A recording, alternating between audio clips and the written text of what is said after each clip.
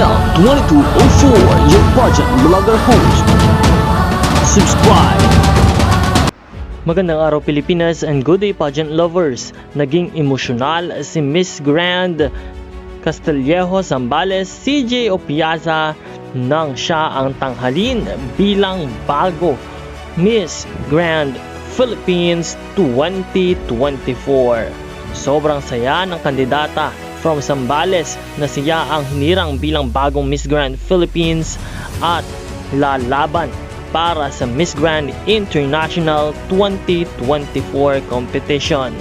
Marami naman sa mga tagahanga ang sobra ang saya at hiyawan sa event nang maganap ang coronation. Again, at this moment, congratulations to our new Miss Grand Philippines 2024, none other than CJ Christine Julian Opiaza.